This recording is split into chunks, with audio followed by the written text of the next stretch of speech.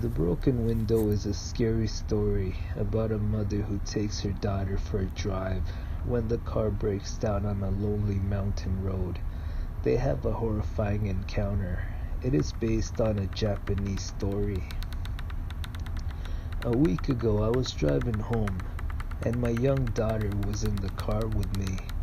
I was in a hurry, so I decided to take a shortcut that led us down a lonely mountain road. All of a sudden, in the middle of nowhere, the engine started to splutter and the car ground to a halt. When I took out my mobile phone, I realized that I had no signal.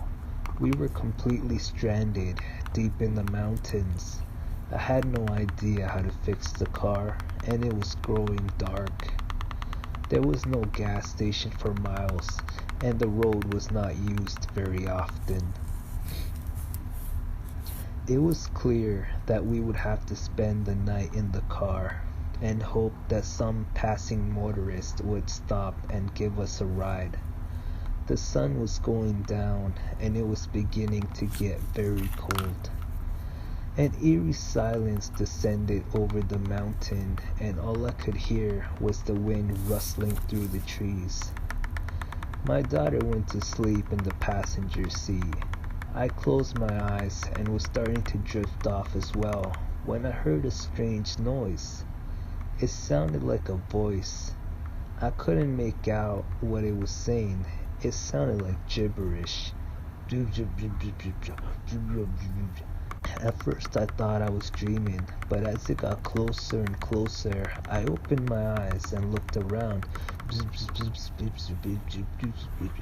A dark figure was approaching the car. All I could see was a silhouette. It looked like a man, and he seemed to be dragging his foot. I looked down at my daughter. She was still asleep. I didn't want to wake her up. All of a sudden, the noise stopped. The eerie silence returned. Then I looked up and got the fright of my life. I had to stop myself from screaming out loud. Standing at the passenger window was the most hideous figure I had ever seen. It looked like a man, but his face was so twisted and contoured that it formed a frightening visage. He was horribly deformed. It was as if every piece of skin on his face had been peeled off, and all that was left was bloody red muscle. He had no nose.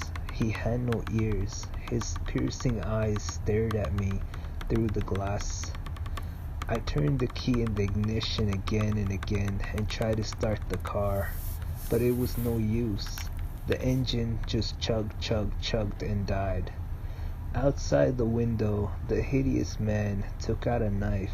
He began chanting over and over to himself. Each time he said it, he stabbed the window with the knife, hitting it harder and harder each time. I kept trying to start the car. Tears were streaming down my face. I was desperate to get out of there. Suddenly, there was a loud crash and the passenger window shattered. Broken glass showered all over my daughter. I screamed hysterically. The man's arm came through the window as he tried to stab me with the knife while still saying, just then, I turned the key one last time and the engine sprang to life. I floored the accelerator and the car tore out of there like a bat out of hell. I sped off down the narrow mountain road, leaving the hideous man far behind. I didn't know where we were going. I just kept driving and driving, never daring to look back. That's when I noticed my daughter hadn't moved. When I looked down at her, I could see she was muttering something to herself. A chill ran down my spine. Her face was pale and she was trembling.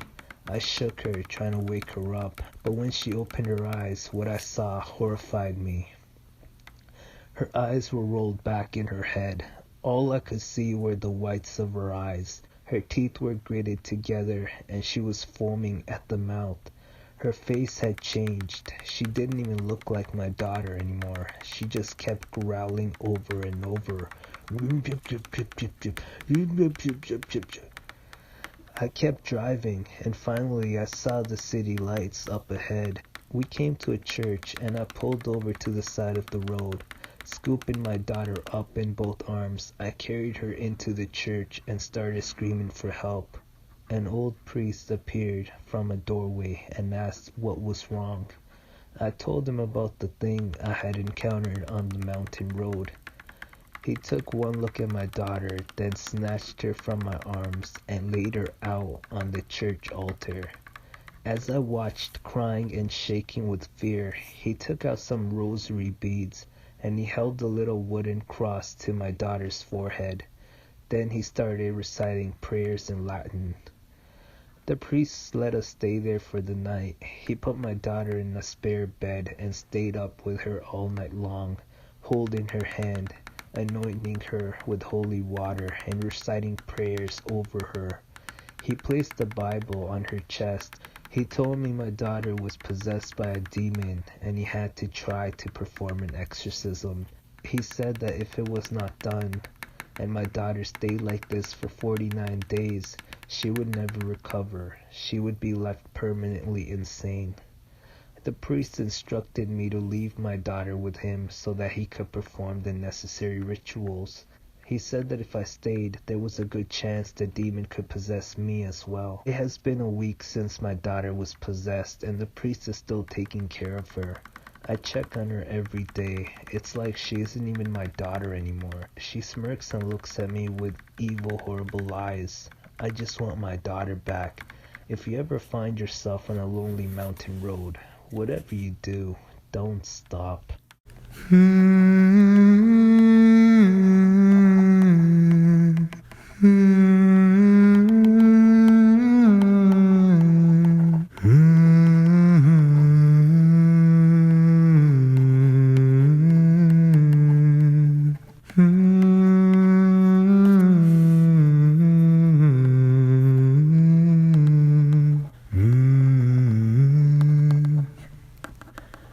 ये ज़मीं रुक जाए,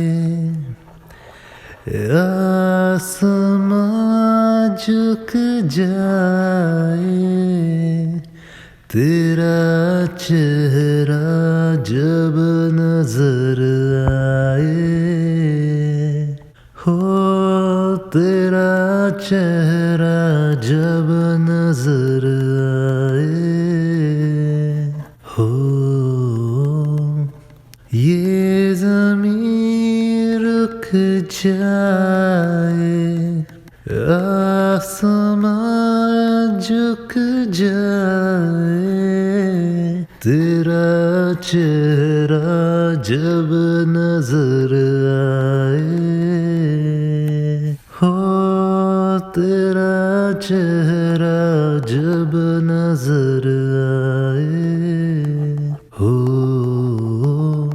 तू इजाजत दे अगर तुझसे थोड़ा प्यार मैं कर लूं, जाने जा